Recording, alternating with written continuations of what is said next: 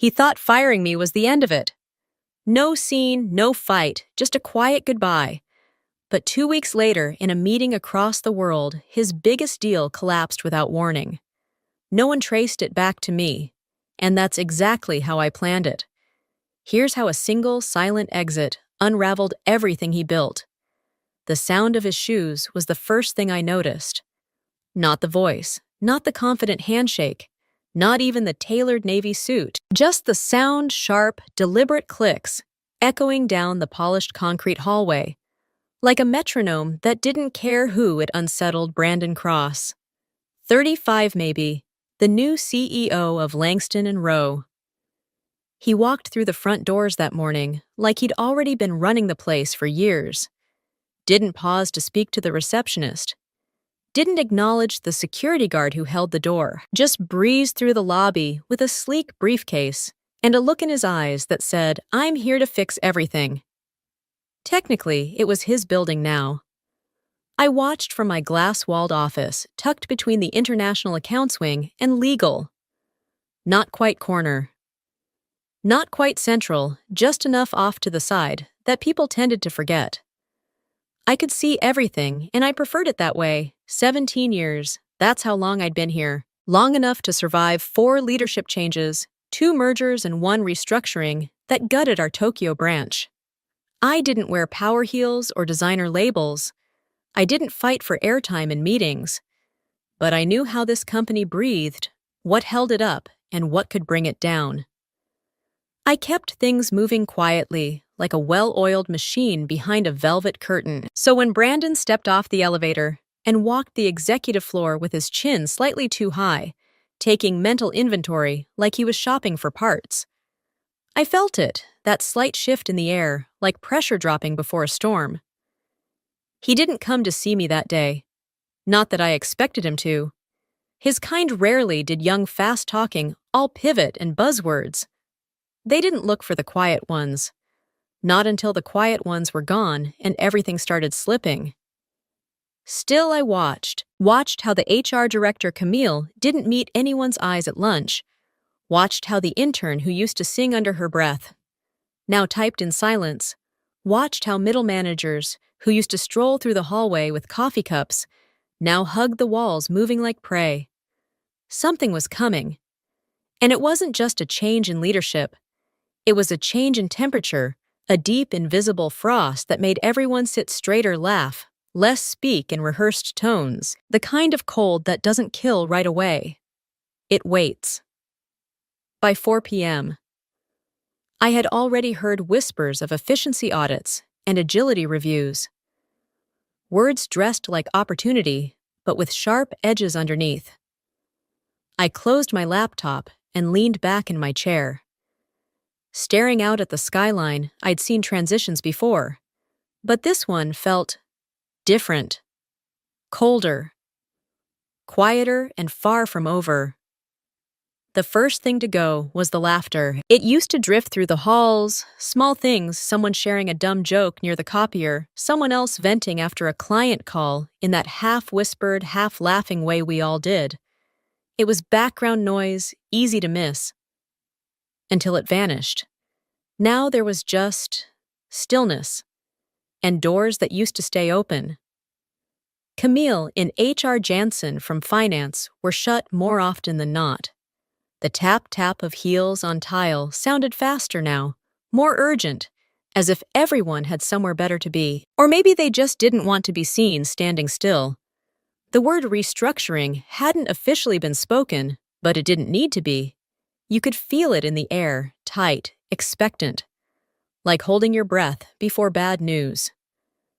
Behind the conference room glass, Brandon Cross stood at the head of the table, sleeves rolled just so, pointing at a screen none of us could see. I watched from my office across the atrium, pen in hand, though I wasn't writing. 3 closed-door meetings in 5 days. Always the same group. Brandon, legal, HR, and someone from strategy I didn't recognize, and always followed by an absence. First, it was Terrence, who'd run logistics for over a decade. His desk emptied overnight. No farewell email, no awkward cake in the break room, just a sudden vacancy where his nameplate used to be. Then Marianne from Global PR, gone before the morning meeting. In their place came new hires. Young, polished, LinkedIn perfect. Their clothes fit too well. Their smiles were slightly too eager. They walked fast and talked faster. But when you asked them a question about legacy systems or old vendor contracts, they blinked, asked you to repeat yourself, took notes like they were learning a foreign language. They called it modernization. I called it hollow. From my seat near the window, I watched it all without a word, the swirl of activity, the shifting alliances, the reshuffling of desks and titles. No one asked for my input. That was fine. I didn't offer it.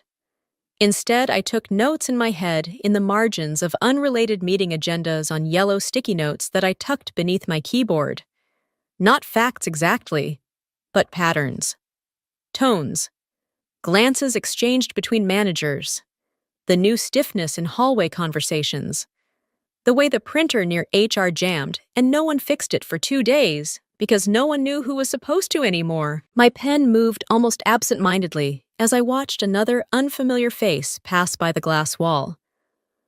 Another replacement. Another empty seat, filled before it had time to cool. I didn't panic. That wasn't my nature, but there was a certainty building inside me. Quiet but firm, like a low hum under the floorboards. This wasn't a rebrand, it was a teardown. And the people who kept the walls standing, people like Terrence, like Marianne, were being cleared out, like old furniture. I stayed still, eyes open, because the storm hadn't broken yet. But it would. The all-hands meeting was called for 9 am sharp mandatory. The email had said, a new era of efficiency. The subject line had promised. By the time I slipped into a seat near the back of the glass-walled conference room, most of the team had already assembled. Faces were tight with anticipation. Others forced into neutral expressions. No coffee cups, no idle chatter, just silent glances and the occasional throat clear. People sat straighter now, as if slouching might get them noticed for the wrong reasons. Brandon Cross stood at the front, flanked by a projector, and his 2 newest hires, young, polished, eager to impress. He clicked the remote and launched into his presentation, eyes shining with the kind of certainty only someone brand new could wear so comfortably. "We're entering a new phase," he said, his tone clipped, rehearsed. One focused on agility, strategic clarity, and most importantly, eliminating inefficiencies. He walked as he spoke, slow and theatrical, like a motivational speaker playing to an audience that hadn't bought tickets. Too many outdated processes. Too many people doing tasks that no longer serve our mission. We need to be lean, nimble. Future-facing, the buzzwords came fast. Synergy digital transformation. Gen Z, compatible workflows. A few heads nodded. Most stayed still. I kept my eyes on him, pen resting idle on my notepad. I'd heard this speech before. Different wording, different faces, same script. Then mid-sentence, Brandon paused and looked directly at me. "You're Dorothy, right?" There was a slight hesitation in his voice, like he was reaching for a name he hadn't bothered to learn, but suddenly realized he might need. "Yes," I said calmly. He smiled, more performance than warmth. "Remind me again what your role is. You're in." Translation. A few people shifted in their seats. Someone let out a breath too quickly. I didn't flinch. "I manage our communications and international partnerships," I said evenly. "Specifically, our East Asia accounts contract negotiations, cultural alignment, and long-term client retention. I don't just translate words. I translate intent." Brandon blinked once, nodded like he understood, but I saw it, that glazed-over look. He wasn't really listening. Not to the words, not to the weight behind them. To him, I was still the language person. A relic of the old system. Not someone worth remembering after 2 months on the job. Well, he said quickly, moving on. As I said, streamlining is the goal, and just like that, I was invisible again. The rest of the meeting passed in a blur of metrics and vague promises. By the time we adjourned, 3 departments had been targeted for review. Everyone knew what that meant. As the room emptied, I gathered my things slowly, deliberately. I didn't rush, I didn't speak, but something inside me shifted. It wasn't the words that cut it, was the absence behind them. The way Brandon asked what I did like, it was trivia. The way he filed me away in a box I didn't belong in. The way he smiled without seeing me. And I knew then, with unsettling clarity, he had no idea who I was or what I carried. But he would. The email arrived at 9:42 a.m. Subject line meeting request. Brandon Cross time. 10:00 a.m. Location conference room 3B. No agenda. No subject details. Just a sterile calendar block. Dropped into my morning without context. I didn't need one. Everyone knew what those meetings were about. Now I stared at the screen for a long moment, then closed the tab and let out a slow breath.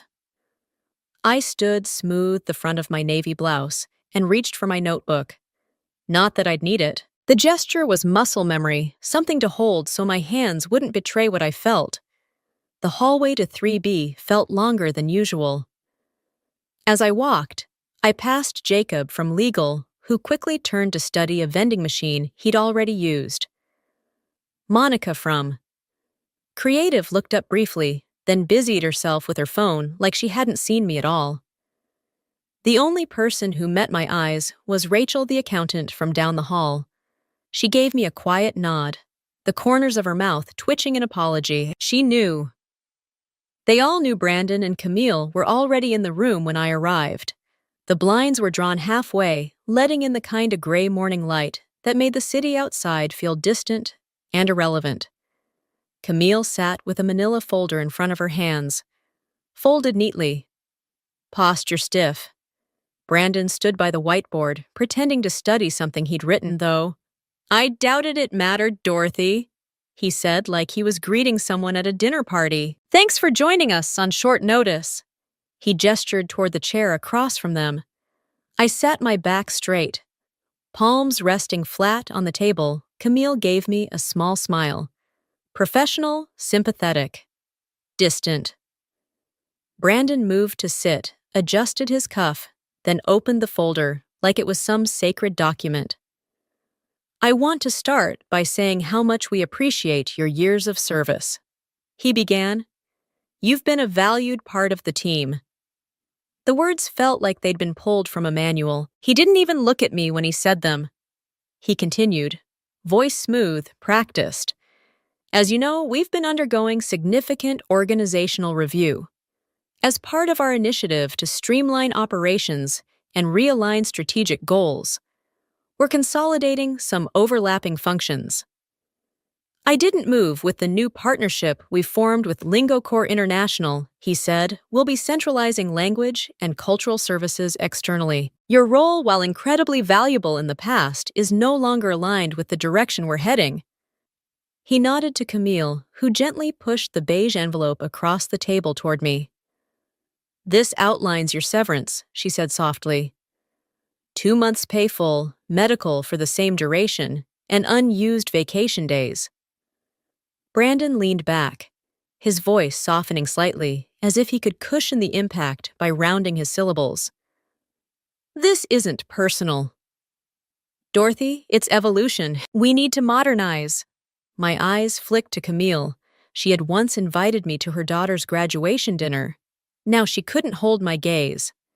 "Are you certain," I said quietly, "that you understand what I actually do here?"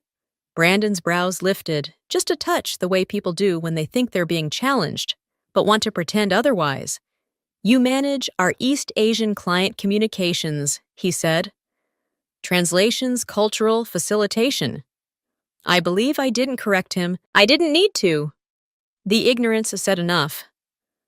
I folded my hands in front of me and rose slowly to my feet.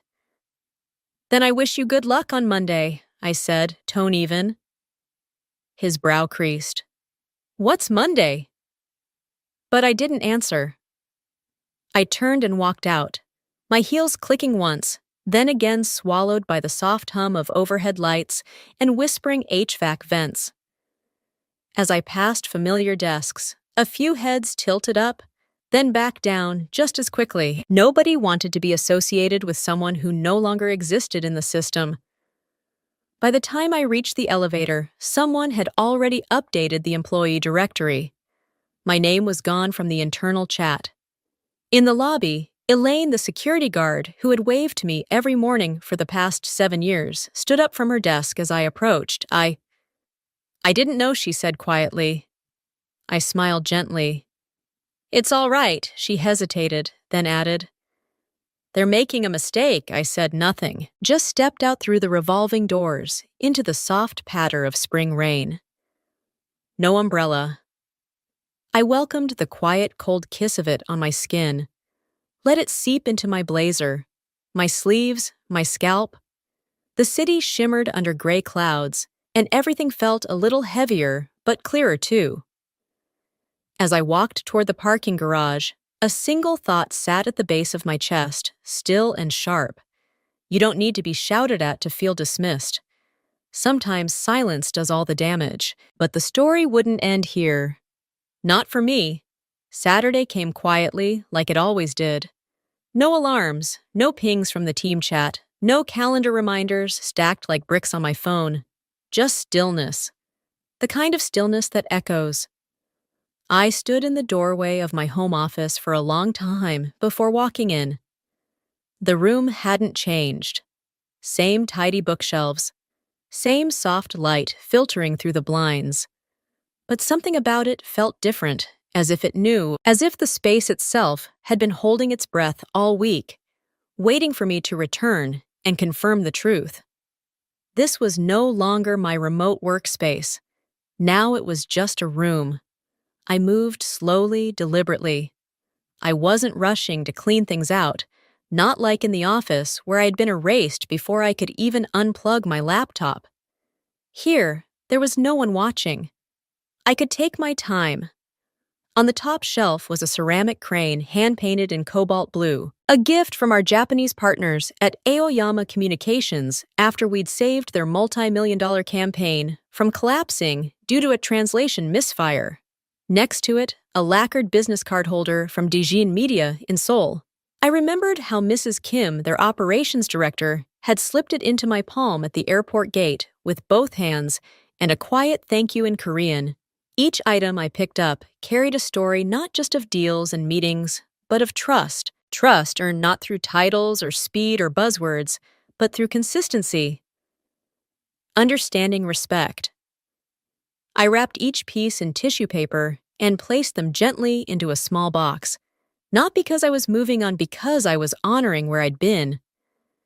The day passed like that, quiet-focused, the kind of day that feels both long and short at the same time. Around 3:17 p.m., my phone buzzed. Unknown number, Boston area code. For a moment, I let it ring. I wasn't in the mood for another vague recruiter pitch or an automated survey. Then it buzzed again, this time a text. Hi, Dorothy. This is Alex Meyer from Lawson & Reed. We met at the APAC Business Forum last year. I heard about what happened. Would love to talk if you're open. We've got a gap, and I think you're exactly what we need. I stared at the message, thumb, hovering just above the reply button. Lawson & Reed Boston-based consultancy. Respectable, methodical people first. They'd invited me to give a keynote last summer on navigating cross-cultural friction in high-stakes partnerships. Afterward, Alex had pulled me aside and said, If you ever find yourself looking, give me a call. I hadn't thought he meant it. Most people didn't, but here he was. I didn't reply right away. I placed the phone face down and sat on the edge of my bed, letting the weight of the week catch up to me, not to crush me, just to be acknowledged. I'd been cut off, dismissed, replaced by someone who'd never met Mr. Liang, never bowed before entering a meeting, never taken the time to understand the why behind a client's request. And yet, I wasn't broken. There's a strength in quiet survival, in not needing to prove anything to anyone. Later that evening, I responded to Alex with a short but clear message. "Thank you for reaching out. I'm available to talk Monday morning. Let me know what time works best." His reply came minutes later. 9:00 a.m. Sharp. Looking forward to it. Monday morning arrived cold and bright. I got dressed in a simple gray blazer and soft blue blouse. No armor. No edge. Just me. As I fastened the last button, I looked at myself in the mirror. Not searching for flaws, not checking for power poses, just acknowledging the woman looking back. Not a victim, not a name crossed off an org chart. A woman who knew her worth, who hadn't burned anything down, but who also hadn't let anyone silence her. I grabbed my portfolio and stepped out the door, not for revenge, not for validation, but to keep walking forward in the direction of my values. The 15th floor boardroom at Langston and Rowe had never looked more polished. Polished glass table, polished coffee trays, polished smiles. Brandon Cross stood at the head of the room, dressed in charcoal gray, wearing the same watch he'd flashed when he first introduced streamlining to the company. Behind him, a massive flat screen displayed the Langston and Rowe logo, alongside the words, "Global Synergy Next Gen Partnerships." The delegation from Daejin Media, one of the largest media groups in South Korea, had just arrived. 3 executives entered in quiet formation. Mr. Kang Miseo and their legal advisor, Mr. Han. All poised, impeccably dressed, polite but distant. It was a critical morning. On the table sat a draft of a 3-year renewal contract worth over $22 million, a cornerstone agreement, the kind that anchors reputations and investor confidence, the kind Dorothy had spent years nurturing call by call, meeting by meeting, always careful to balance corporate needs with cultural integrity. But Dorothy wasn't in that room anymore. Brandon opened the meeting with all the energy of a tech startup founder. "First, let me just say how honored we are to continue our work with Daejin. You've been one of our most valued partners, and we're excited about where we're heading together." He clicked through a few slides, efficiency targets, projected ROI. Internal performance restructuring. His voice bounced off the walls. Confident, crisp. The Daejin team listened politely. Too politely. Brandon kept talking, oblivious to the stiffness on the other side of the table. Every time he paused for emphasis, their eyes didn't light up, they narrowed. Mr. Han wrote something down. "Ms." Seo sipped tea, slowly, not breaking eye contact. Then Mr. Kang raised his hand. Quietly, calmly. "Excuse me, Mr. Cross," he said in flawless English. "May I ask, where's Miss Dorothy Lane?" Brandon blinked. "A beat too long, Dorothy, she's no longer with the company," he said, tone light, dismissive. "We've recently transitioned to a new international services framework. Very cutting edge. You'll be working with a rotating team now, supported by LingoCore, out of Singapore. Silence. Dense and immediate." Mr. Kang glanced at Ms. Seo, who nodded ever so slightly. Then he looked back at Brandon. "I see," he said, "but Dorothy Lane was not just a translator. She understood our protocols. She understood our people." Brandon chuckled. The kind of laugh meant to mask discomfort. "Of course, and we absolutely appreciate her contributions. But you'll find our new structure just as capable, if not more flexible." Mr. Kang's lips pressed into a thin line. "There will be no renewal," he said flatly. Brandon blinked again. I'm sorry." Mr. Kang stood. "We no longer feel confident in the partnership. You've removed the only person who ever truly respected the relationship, not just the transaction." Ms. Seo rose next. Mr. Han collected his papers with precision. Brandon stammered. "I assure you this is a misunderstanding."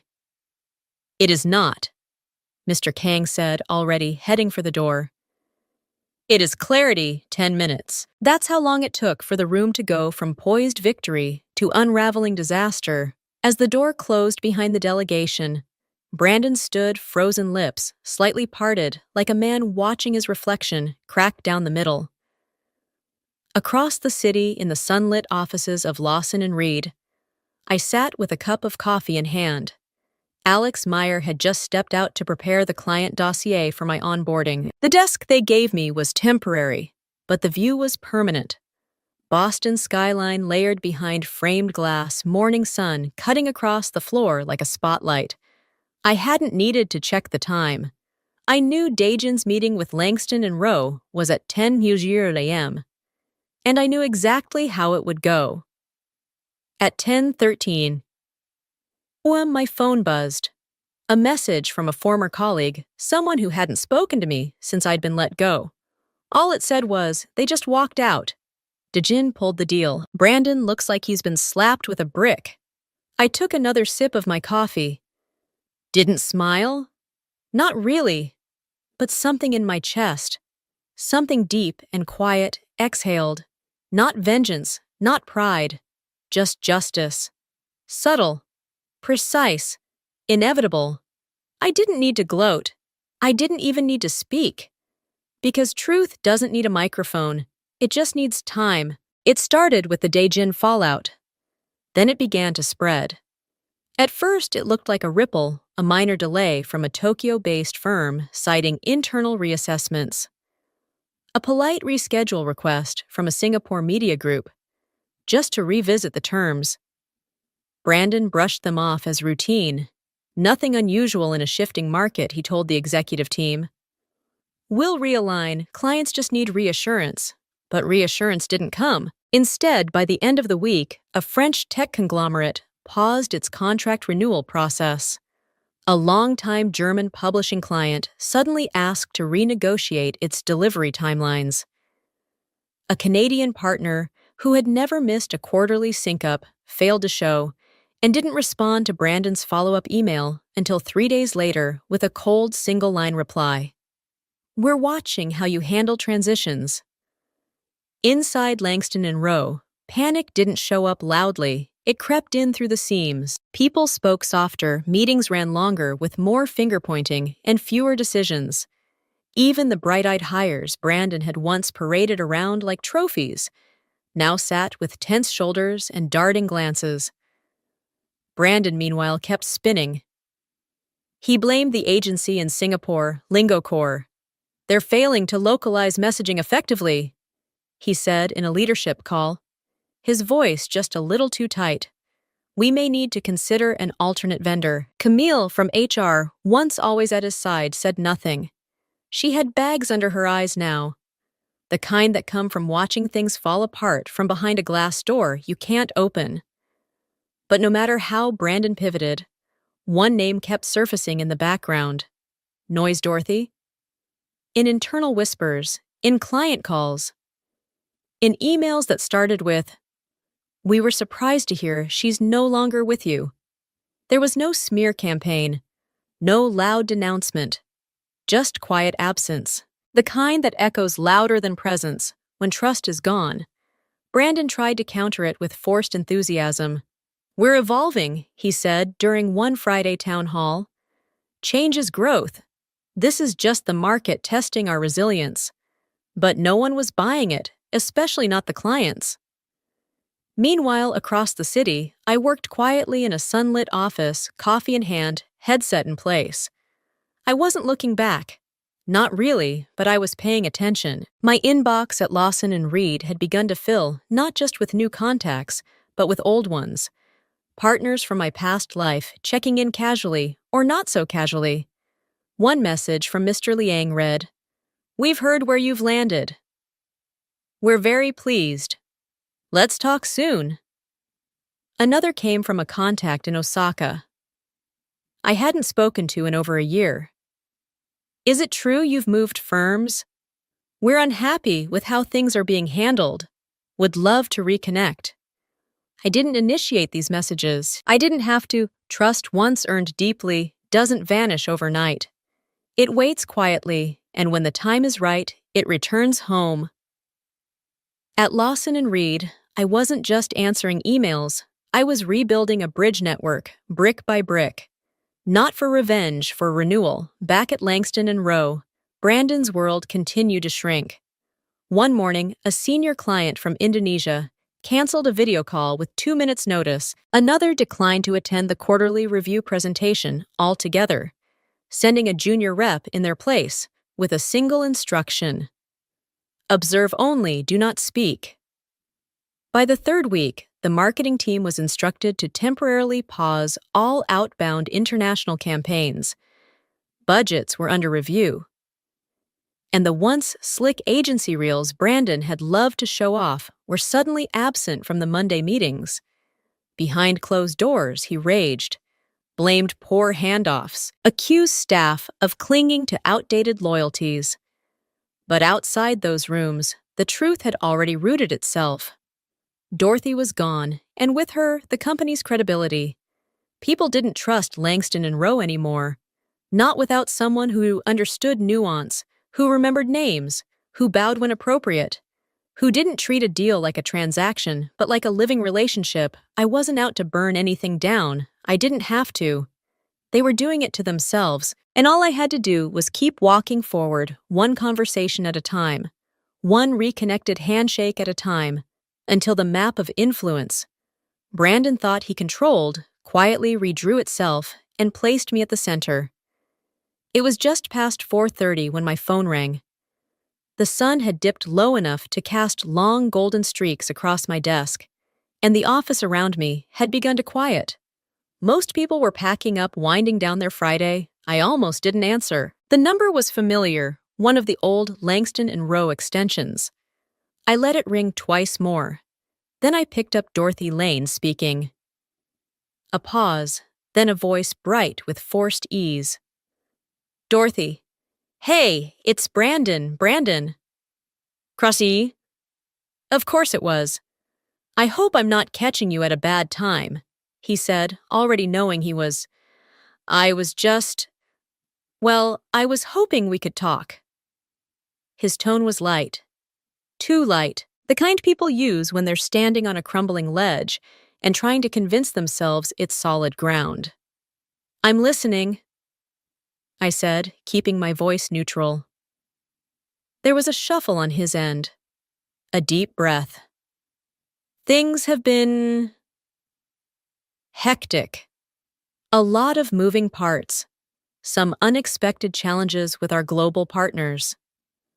He coughed lightly, the sound of pride catching in his throat, and I realized we could really use your perspective. On a consulting basis, of course. No need for titles or announcements. Just practical guidance. Quiet help. I leaned back in my chair, letting his words hang in the air. He didn't say he needed me. He didn't say he was wrong. He said he wanted help. Quiet help. Invisible help. Help without dignity. I see, I said slowly. You want to talk in person? Yes. Yes, that would be ideal. Tomorrow, maybe I can send a car. No need, I said. Come to me Monday, 9:30 a.m. I'll text you the address. Brandon hesitated, then chuckled weakly. Right. Of course I'll be there. I ended the call without another word. That night, the rain tapped softly against my windows, like a secret being whispered from the sky. I sat at my kitchen table, a single lamp casting warm light onto the pages spread before me. Not revenge plans, not war maps. Just clarity. I made a list, not of targets, but of truths. What I had done, who I had helped, what had fallen apart without me, and most importantly, what I had rebuilt since I remembered Mr. Kang's face when he asked where I was. I remembered the awkward silence in that boardroom when Brandon said I was no longer with the company. I remembered the contracts that stalled the partners who withdrew the cascading failure that Brandon still refused to trace back to its source. I didn't need vengeance. I didn't want power. I wanted precision, presence, proof that value can't be erased with a pink slip, that loyalty can't be outsourced, that there are some roles algorithms can't replicate because they're not roles at all, but relationships built one moment at a time. By midnight, I had outlined everything I needed, the boundaries I would set, the terms I would demand, not as payback, but as a mirror. Let Brandon see clearly and quietly what he broke. Let him sit across from me and realize just how far he had fallen and just how much of his house had been held together by the woman he once dismissed as just a translator. That night, I slept without tossing. Monday morning came with crisp skies and a light wind. I wore a dark green blouse, clean, minimal, strong, and tied my hair back simply. Not for style, for clarity. At 8:58, I heard a knock on the glass door of our office lobby. Brandon stood there 10 minutes early, just late enough to seem busy, still clinging to performance. But his face looked older, his shoulders tighter, his eyes unsure. I let the receptionist know I'd handle it personally. As I opened the door, he smiled too wide. "Dorothy," he said, stepping forward with open hands. "Thanks for making time." Didn't return the smile. Right this way, we walked down the hall in silence, his polished shoes clicking too loud against the stone floor. The same sound I remembered from that first morning he arrived too confident to pause, too proud to knock. I led him into a small meeting room. Nothing grand, just glass walls, clean lines, and one clear table between us. He sat. I didn't. Not yet. "You wanted to talk," I said. He nodded quickly, unfolding papers, diagrams, slides. "We're navigating some turbulence, as you might have heard temporary, but we think your insight could be critical in realigning some relationships starting with Daejin, but others too. We'd of course compensate you fairly. Discreetly. No need to revisit the past." He looked up expectant. I met his gaze, calm and steady, and I smiled just a little, not cruelly, not smugly, just with the quiet satisfaction of a woman who knew she had already won before he even picked up the phone. When I walked back into Langston and Rowe, no one noticed. There was no welcome reception, no murmured whispers of, "She's back," no eyes following me down the hallway. That was exactly how I wanted it.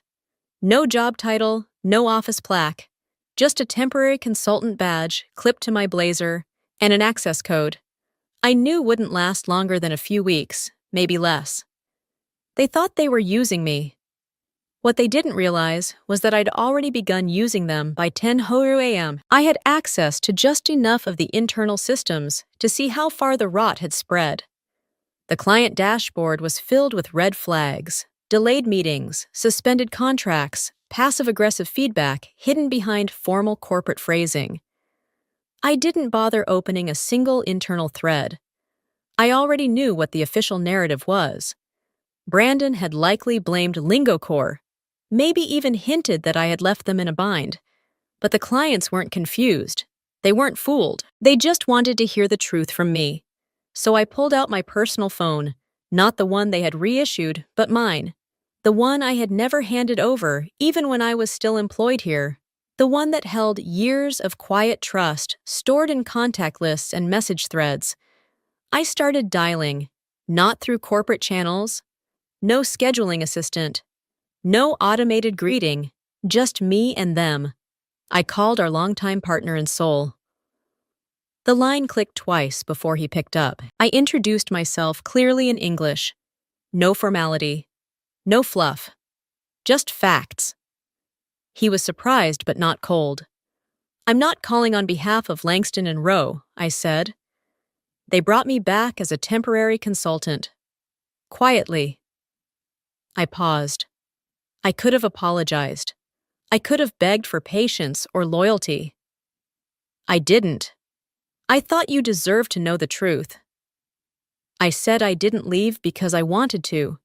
I was dismissed because someone believed relationships could be outsourced. Someone believed my role was replaceable. Clearly it wasn't. He didn't say much, he didn't need to. The silence was enough. Before we hung up, I said one last thing. I'm now with Lawson and Reed. We believe in continuity. We believe in honoring partnerships. If and when you're ready, I'm here. I didn't ask him to come. I didn't make a pitch. I just left the door open. That same afternoon, I made 3 more calls, one to London, one to Singapore, one to Toronto. Each one followed the same rhythm. Calm, honest, precise. I didn't promise anything. I didn't insult the firm I used to work for. I didn't need to. Because every client I spoke with already knew what Langston and Rowe had lost. They weren't angry, they were disappointed. And disappointment in business is much more dangerous. By the time I closed my laptop and walked out that evening, no one knew. I had just pulled the thread that would unravel their last line of international trust. Brandon still thought I was playing cleanup. He had no idea I was rewriting the future, client by client, call by call, on my terms. I didn't need revenge. I had something far better. Control. The most satisfying victories are the ones no one sees coming. I didn't make any public announcements. I didn't post about my comeback on LinkedIn. I didn't even tell most people I was back in the building. But every day, quietly, another piece slid into place. At Lawson and Reed, my new desk faced the window. Sunlight poured in around 9:30 a.m., the same time I usually began my calls. Not loud sales pitches, just conversations. Conversations built on years of shared projects, remembered names. Quiet respect. Dorothy. They'd say sometimes surprised, always warm. We've missed working with you. I didn't need to pitch them anything, I just listened. Gave honest updates. Shared what we were doing at Lawson and Reed, how we were operating differently, how we were doing it better. Not flashier, just better. And one by one they came, not with press releases or champagne toasts, just quiet transfers of trust. 1 week. It was the European content group that used to anchor Langston and Rowe's EMEA presence. The next, a South American creative agency that had stopped returning Brandon's calls. Then a longtime East Asian logistics client who asked if I could review their new terms personally, not through an assistant, not through a rep, through me. None of these moves made headlines, but they made impact. Inside Langston and Rowe, the cracks were widening. I knew because word began to leak from people still trapped inside messages from employees who had once looked right through me, now landing softly in my inbox. The Singapore agency just lost another account. Brandon keeps blaming market instability. Camilo's team is down to 4 people. They're exhausted. I didn't reply to most of them.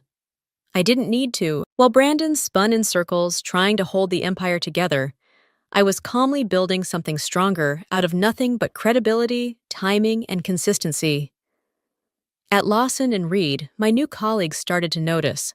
Not with fanfare, just nods. Doors held open longer, voices lowered when I entered a room. Alex Meyer started pulling me into more strategic briefings, not because I asked, but because I'd earned it without saying a word. And all the while I stayed quiet. I didn't badmouth Brandon. I didn't take credit. I didn't gloat. That was the beauty of it. He had handed me the perfect setup. In trying to erase me, he revealed how essential I'd been. Now he was paying for it. Contract by contract, call by call, silence by silence. And I was just doing what I'd always done, my work. But this time on my terms. There was one moment that stayed with me, a Tuesday afternoon walking out of a discreet meeting in a private suite at the Langford Hotel. I had just introduced Alex to 2 international partners I used to manage. They shook hands quietly. No cameras, no signatures yet, but I knew it was done. As we walked back to the curb, Alex looked at me and said, I don't know how you do it, but they trust you instantly. I smiled. Not wide just enough. They don't trust me instantly, I said. They trust what never changed. He nodded, but said nothing else. We stood there for a moment, the city buzzing just beyond the sidewalk. Horns, footsteps, motion everywhere. But inside me, stillness, satisfaction that didn't need a spotlight, peace that didn't need permission. I wasn't fighting anymore. I was winning. Quietly, completely. I asked to meet him. Not through his assistant, not through some layered calendar negotiation. Just one email, short, direct, unmistakable, Brandon. I'd like to speak with you. One-on-one, no pretense. Friday 9 a.m., conference room 5. I'll be there either way. Dorothy Lane. When I walked into the room, he was already seated. For the first time in months, he didn't stand to greet me, didn't smile, didn't perform. He just sat there, elbows on the table, a legal pad in front of him that was still blank. His pen wasn't moving. Good. He finally understood this wasn't a negotiation. I sat down across from him, the silence stretched, I let it. He looked like a man who'd stopped sleeping, pale, slightly hunched. The usual arrogance drained from his shoulders like blood from a cracked vase. I didn't enjoy it, but I also didn't feel sorry for him. I assume this is about the soul account, he said, first voice thin. Or maybe Tokyo or Paris. I shook my head once. No, I said. This is about all of it. He blinked. You called me a consultant, I continued. You thought you were being clever, bringing me in without titles, without credit. But you made one critical mistake. I leaned forward not to intimidate, but to make sure he heard me. Every word you underestimated the one thing you can't buy, the one thing you can't outsource, trust. He swallowed, but said nothing. You thought it was just about language, just about contracts and etiquette. But what I gave those partners, what they gave me in return, wasn't transactional, it was earned. I pulled a simple folder from my bag and laid it on the table. Inside were names, dates, and transfer confirmations. Every client who had walked. Every account that had quietly moved to Lawson and Reed. They didn't leave because I asked them to. I said they left because of you. His mouth opened, then closed again. I watched it happen, the flicker of realization behind his eyes, the slow, choking unraveling of his story. You fired me, I said, not because I was incompetent, but because I didn't fit into your spreadsheet. Because I made you feel replaceable. I stood gathering my bag, calm as ever. I didn't come back to fix this, I said. Brandon looked up desperate now. Then why I paused in the doorway. Hand resting lightly on the frame, I came back. So you'd know exactly who removed every nail from the throne you built out of vanity. And I left no threats. No slamming doors, no raised voice. Justice doesn't need theatrics, just truth. Outside, the morning light broke across the skyline like a quiet promise. I stepped into it with no badge, no title, no lingering weight, and yet I'd never stood taller. Langston and Rowe didn't crash all at once. It unraveled quietly, painfully, and very publicly. A whistleblower emerged. Then, too, the press caught wind of the internal exodus, the botched international transitions, the collapse of trust in key markets. Headlines followed like falling dominoes. Global clients pull out of Langston and Rowe amid scandal. CEO Brandon Cross resigns after series of high-profile losses. Former partners allege gross mismanagement, lack of cultural competence. Investors panicked. Board members quit. The stock tumbled, then flatlined.